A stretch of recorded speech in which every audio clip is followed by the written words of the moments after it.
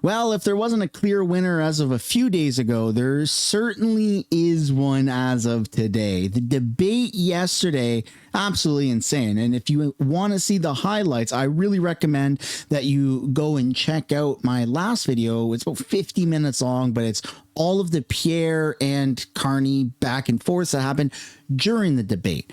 Now, something I didn't include was the kind of post-debate one-on-one topics, and that's where things went really sideways for Mark Carney. Now, why did I only show Pierre and Carney and not really too much of the Bloc or the NDP?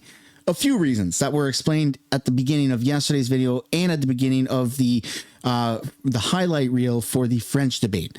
The only serious candidates in this election are two people, Carney and Poilievre. That's it. It's a two-party election. The Bloc will never be the prime minister of this country, and the NDP is at risk of losing their official party status because Jagmeet is doing Jagmeet things. Good job, buddy. Keep it up. And so now we're faced with two parties, and the media has been very much trying to hype up wrongfully and falsely the fact that Carney has this lead, right?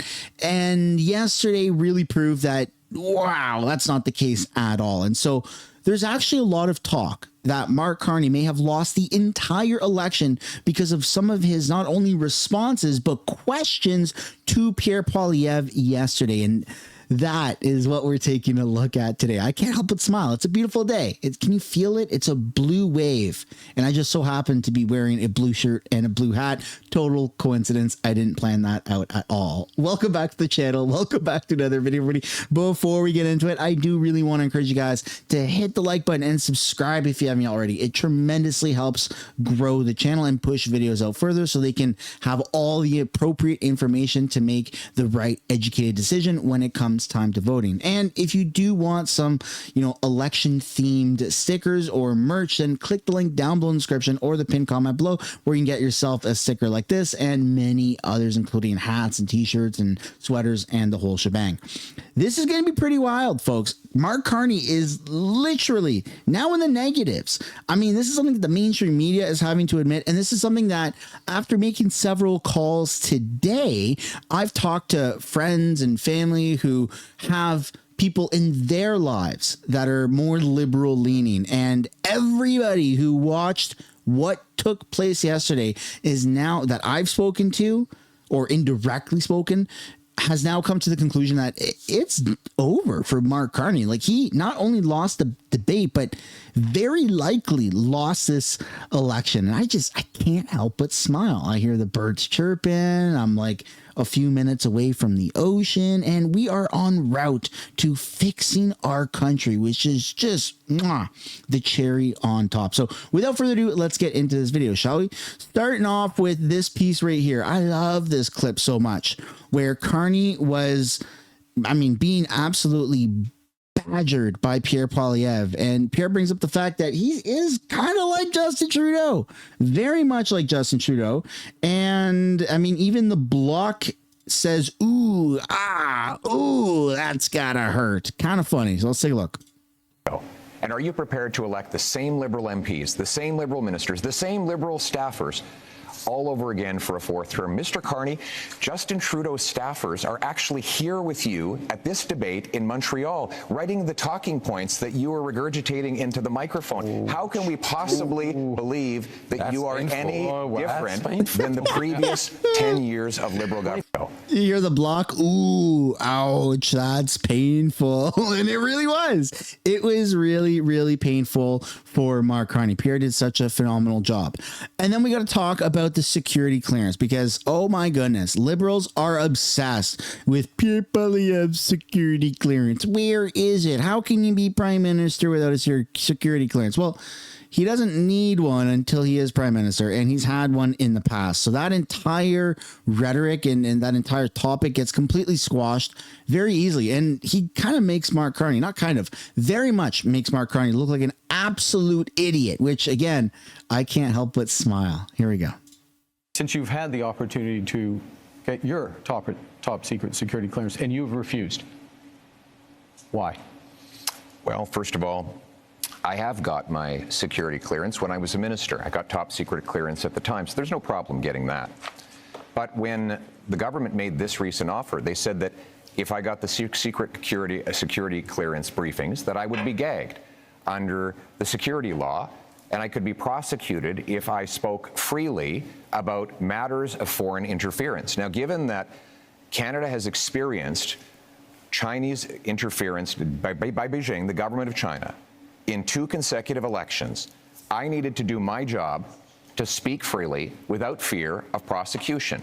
And that was not something I would be allowed to do. Even Thomas Mulcair, the former leader of the NDP, said that when he was the leader of the opposition, he never would have accepted the kind of gag order that your government and Mr. Trudeau's government was attempting to impose on me. And it's good that I'd made that decision, because it has allowed me to speak freely about things like the case where one of your candidates, sir, actually said that he wanted to send a political opponent to China under a bounty threatening his life or imprisonment, and you refused to get rid of him. Now, it might have something to do with the fact that you went to China not long ago to get a $250 million loan for your company, but the reality is you refused to stand up for a Canadian who was being threatened by a foreign government, and I was able to speak freely on that matter because I refused the gag order that the Liberal government attempted to impose on me. Well, Any normal person that sees that goes, ooh, that's not good for Carney. And the fact of the matter, to quote a Liberal, is that is very not good for Carney. I mean, try to bring up security clearances all you want. He doesn't need it to do his job, and he wouldn't be able to say what he just said. And the reality is, to quote another Liberal, what the heck is going on with China? Why did a Liberal MP who works for Mark Carney literally issue a 1 million wang or bang dollar, whatever the heck their Chinese bucks are called, right? He issued a $1 million bounty in Chinese currency for his conservative political opponent, his conservative candidate in the same riding, and said, haha, let's just put a bounty on him, and whoever brings him to the Chinese embassy so he can get sent back to China to either go to prison or be murdered. Let's just casually joke about that. That's insane. That's it. Imagine if your political opponent, I mean, chances are you watching this are not a Liberal or an NDP, but if somehow some of you guys have slipped through the cracks and you're on the wrong side of the algorithm, imagine if Pierre Poilievre joked about that. Haha. Yeah. How about I issue a bounty for the Liberal candidate in my riding to be extradited? Like, that's absurd. That's insane to even joke about that. That's not even funny to do that privately. It's sure as heck not funny to do that publicly, especially as not a candidate for the government, but he's a literal Liberal MP. That's a horrible look for Mark Carney. I don't care what side of the political spectrum you are on. That's insanely bad for anybody. And the fact that he just had to sit there and take it, it's just hilarious. It's hilarious how much that backfired. He really thought he pointed Pierre in a gotcha moment in the corner. Ha ha! No security clearance. Gotcha. Yeah, that didn't work out that well. And so a lot of the conversations I've had since that, in the past 24 hours or 20 hours ago took place, everybody that I've talked to who has Liberal family or friends said, ooh, yeah, I think my decision is very clear on who I'm going to vote for. And that has been unanimously for Pierre. And so that is just incredible. That alone wins Pierre the debate, on top of all the other stuff that took place, such as this next clip right here. This is a very good one. Distancing himself from Justin Trudeau. On June 3rd of 2021, you said that inflation would be a sign of economic progress. And you advised governments, including Justin Trudeau's, your Liberal government, to print money, which led to the worst inflation crisis in a generation. Now, that means that mothers went to bed with empty fridges and empty bank accounts, worried how they'd feed their kids, that seniors worried they'd be evicted from their homes, that young people believed they'd never be able to own a home in the first place. Now, in retrospect, that you look back on the Liberal decisions that you advised Justin Trudeau to take, will you look at the camera in the eye and apologize to the many people who suffered as a result of the inflationary policies that you advised Justin Trudeau to implement? You know, I said earlier, but I'm going to say it again. I know you want to be running against Justin Trudeau. Justin Trudeau isn't here. Are you denying you were his economic advisor? I did not provide any of that advice. I did not provide any of that advice. It's on the Liberal Party website. I'm sorry. Well, are you accusing your Liberal Party of lying about your role? Because it says today you can go to the Liberal Party website now, and it says that you were Justin Trudeau's economic advisor. The way you judge someone, in my view, is how they act, what they do when they have responsibility. Twice I was a central bank governor. And in both cases, if I may, in both cases when I was responsible for inflation, inflation was less than 2%. I'll add that when I was here responsible for the Bank of Canada, inflation was less than 2%. Our dollar was at parity. That is the kind of success that I can deliver for this country coming out of this crisis. And what is at stake here? You were the economic advisor to Justin Trudeau that gave us the worst inflation that we have had in a generation, because the policies that you implemented and those of the MPs that are still in your ministry. To the fellow Canadians, crisis which the last 10 years has been about the Liberals. The next 10 years should be about you. Oh my goodness, man.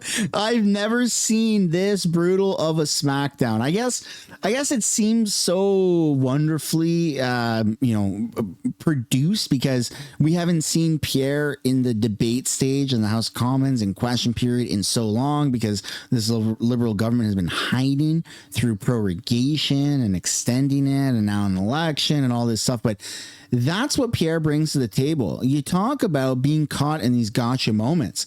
It hasn't worked against Pierre. Pierre is really bringing the heat, and it is tremendously ripping apart the Liberal support system, the Liberal ideologies, the Liberal policies. It's so clear to me who the best candidate is right now to run this country. And it's not Mark Carney. It's very much Pierre Poilievre. So where is Pierre after the debate? What did he do? Well, Pierre Poilievre had this to say earlier this morning at a press conference. You know, I ask you, how long does this bread stay fresh and edible if it's not packaged? You ever think of taking your bread out when you go home and just leaving it unwrapped? How many days do you think it would be good before it gets dried out and moldy? How long would the other fresh produce here stay edible if it could not be plastic wrapped? The answer is a lot less time. There'll be more waste in our foods, more food that goes into the garbage, and therefore more costs that Canadians pay for food they don't even get to eat. This law, you know, it sounds crazy, but it's right on the government website. The law would require grocery stores to get rid of 75% of food packaging by 2026 and 95% by 2028. Now, there's a reason grocery stores use plastic to protect and store food. And let me quote the government's own website on why that is. Plastic is the most common material for food packaging, primarily because of its purported ability to reduce food loss and waste. It is inexpensive, lightweight, and flexible, suitable to meet product specifications such as heat and tear resistance. The Liberal proposal will end this convenience and add costs. It will force stores to replace inexpensive, lightweight, and flexible packaging with more expensive, heavier, and less convenient alternatives. The effects are predictable. According to the Canadian Produce Marketing Association, these are people who actually sell food, it will increase produce prices by 34%, reduce shelf life for some products by up to 87%, and cause 50% more food waste. Food in the garbage rather than in the fridge. 87% reduction in shelf life for food. That means a bag of chopped and washed salad that would have been able to go into plastic packaging and last a week will now last a day. What a complete waste of food. And who pays for the waste? You do. You pay for these crazy, liberal, costly policies. This one-size-fit-all approach will cost the average family $400 and kill 60,000 jobs while erasing $5.5 billion from our GDP. Actually wipe $5.5 billion worth of fresh produce off of our shelves. It will reduce the amount of fruits and our vegetables our families can eat, and it will mean that Canadians are less healthy and less well-nourished. Let's be clear, the Liberals' plastics ban is not about the environment. It is about cost and control.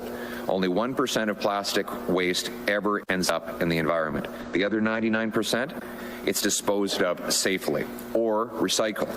But the Liberals don't care, because this isn't about science, it's about symbolism and control. They're not about saving. It's very much about control. I mean, a lot of this is for optics, right? Pandering and saying, hey, we're going to do all these great things that are being great for the environment, but it's going to cost us more. It's going to be a way bigger inconvenience. It's so weird, man, that people are falling for this stuff. The planet, they're about punishing all of us to make themselves feel good, to wag their fingers and lecture the people. They're punishing small businesses who can't afford to jump through all the government hoops to meet punishing regulations.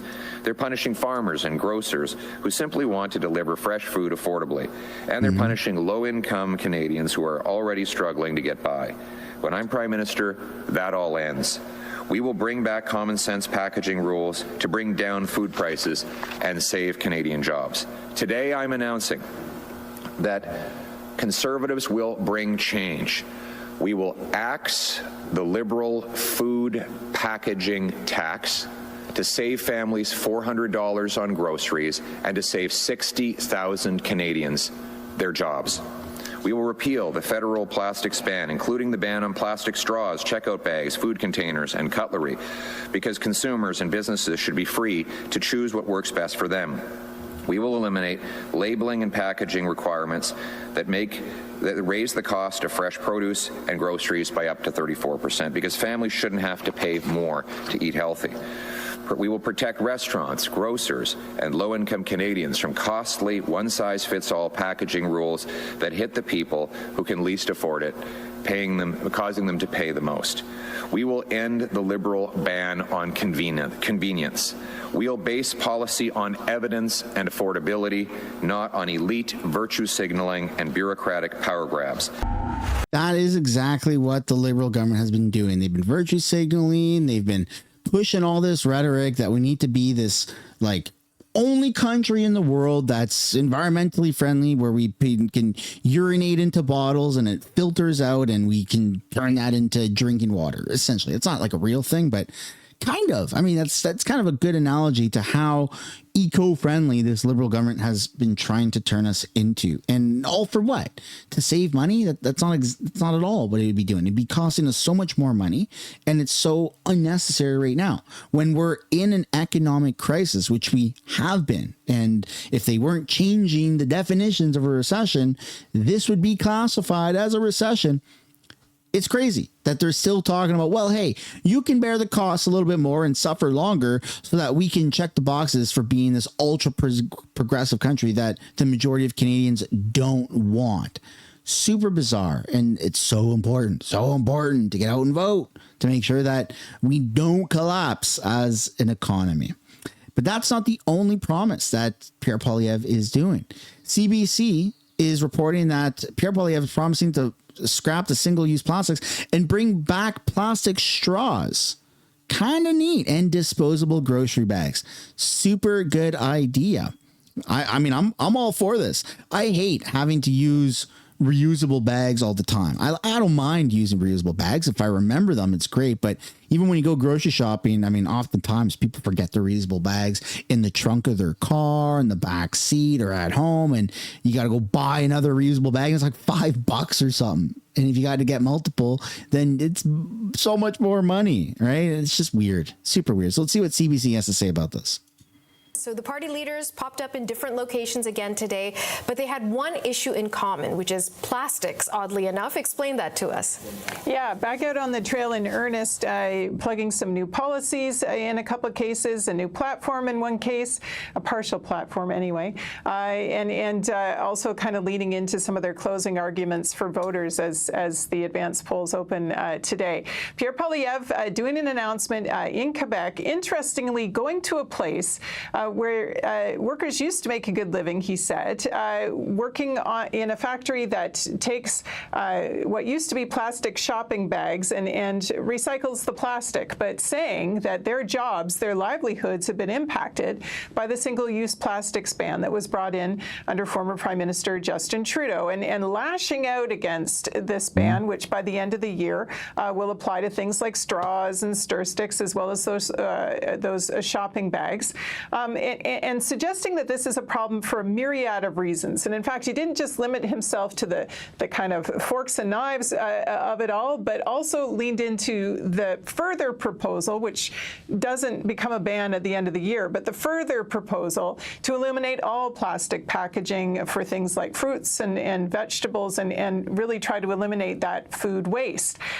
In Poilievre's telling, though, this is something that is likely to drive costs up for grocery consumers, that the alternatives are more expensive, but also that some of the alternative products just don't do as good a job at keeping things fresh, and he said could lead to food waste. And he sort of had a figure for how many jobs he thought would be lost about this, and how much over this, and how many individuals who are already struggling with their grocery bills will see higher food costs as a result. So very much framing this under the guise of other points that his campaign has been trying to make all along about the affordability crisis and the cost of living, but also making a keen political argument here too, describing this as something that lacks common sense and an example of how things just got really too extreme under Justin Trudeau's government. Take a listen.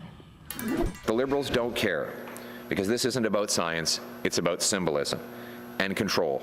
They're not about saving the planet, they're about punishing all of us to make themselves feel good, to wag their fingers and lecture the people.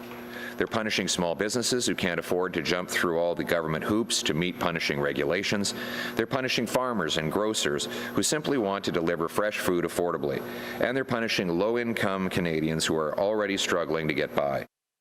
So you see how many kind of checks in terms of the voters they want to return to the Conservative tent they're getting to make there, reminding people who might have been kind of tempted to stray or wavering of something that maybe they found kind of annoying or irritating or frustrating under the Liberal government of recent years.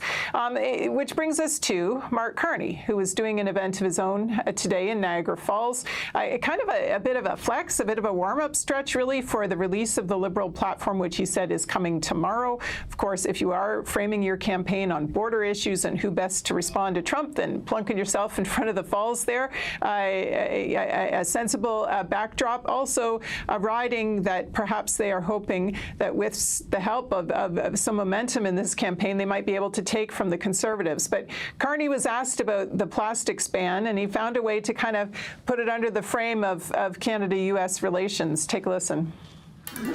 The restrictions that are in place all have readily available, readily affordable, broadly affordable options. So I don't see the need to follow the U.S. either in terms of the respect for rule of judgments of judges, U.S. firearm policy, or with respect to plastics. We make our own decisions here in Canada.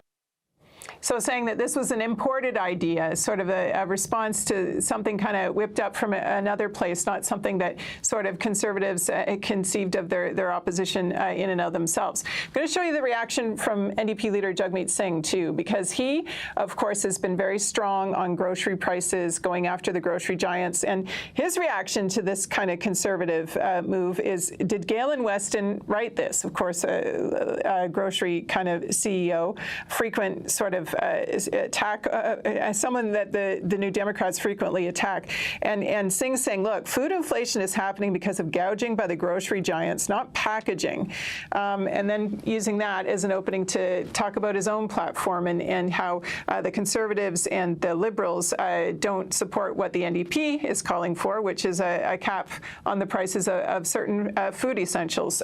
So you really see how this is an issue that maybe a lot of ordinary voters relate and have takes and feelings on, and all the parties trying to kind of get in there and make this work for them in their own ways. It's pretty simple. People just want to live a normal life. People don't want to be overly consumed in politics. They just want to live a normal life. They want things to be affordable. You don't want to be worried too much about what you're going to be eating for dinner, if you can even afford meals for the week between that or rent or a mortgage, if you can even afford a house. Like, it's just crazy. Everything has been overly politicized. Plastic straws has been politicized. That doesn't make any sense. Just let us have plastic stuff. It's cheaper. It's better. This whole movement of making life more expensive for the sake of literally just checking a box to say that we've done it is so bizarre, unnecessary. This is what liberals have done. This is what 10 years of an economic advisor like Mark Carney has done. No, wait, sorry. That's what 10 years of Justin Trudeau has done with Mark Carney as an economic advisor. Right. So is Mark Carney going to make life better for Canadians now that he's not the economic advisor and he's trying to be the prime minister? No. The answer is no. It's insane to think that. Literally, look at the sticker, Trudeau 2.0, because literally, that's exactly what it is. It's absurd. Very absurd. And since we're on the topic of being absurd and Mark Carney and Trudeau, we're going to finish it off with a little bit of a clip from Mark Carney's press conference, Trudeau 2.0's press conference earlier this morning. And it's always about Trump. Trump's so bad. Trump's trying to break us. Shut the hell up. Nobody cares about Trump anymore. Focus on Canada, please. What's happening, and we've recognized this for a while, that President Trump is trying to fundamentally reorder the international trading system. And in the process, he is literally rupturing the global economy, and he's putting in jeopardy the lives of hundreds of thousands, the livelihoods of millions of Canadians, including in communities such as Niagara Falls here. We recognize that the relationship that Canada has had with the United States, one that for more than 40 years has been based on steadily deepening integration, is over. Now that's a tragedy, but it's also a reality. And the key question in this election is who is best placed to respond. Even this dude standing behind Mark Carney's wearing a Canadian pin, and Mark Carney's still wearing his little snowflake here instead of wearing a Canadian pin at the leadership debate or even today in this press conference. Insane that you're trying to be the prime minister and you're not trying to wear Canadian pins. I don't get it. It doesn't make any sense. And this whole orange man bad, Trump is the problem for he's caused all these Canadian problems. Dude, the cost of living in Canada has nothing to do with Trump right now. Absolutely nothing. I understand that the recent trade war and the tariffs have an effect on some job and job losses in Canada, and I empathize for that very much. Like, that sucks on all levels.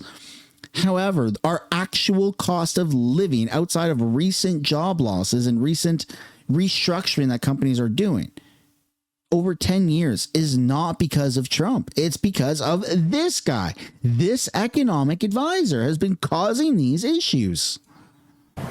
Who will stand up to President Trump? Who will stand up for Canadians? Oh, my goodness. And who will manage through this chaos that has been created across that border, this chaos that's coming into our lives? Who is best placed to manage through that? Not just manage through it, but to create a better future for all. Now, I, for better or worse, have managed crises almost all my professional life. I helped us manage through the 2008 financial crisis. I helped guide the UK through the Brexit turmoil.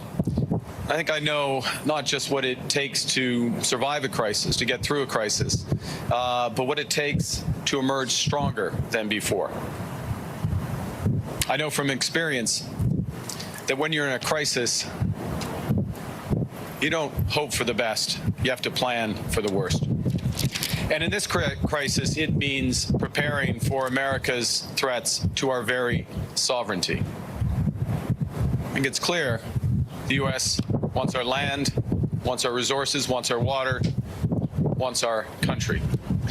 What's happening is these tariffs, these threats, with them, President Trump is trying to break us so that America can own us.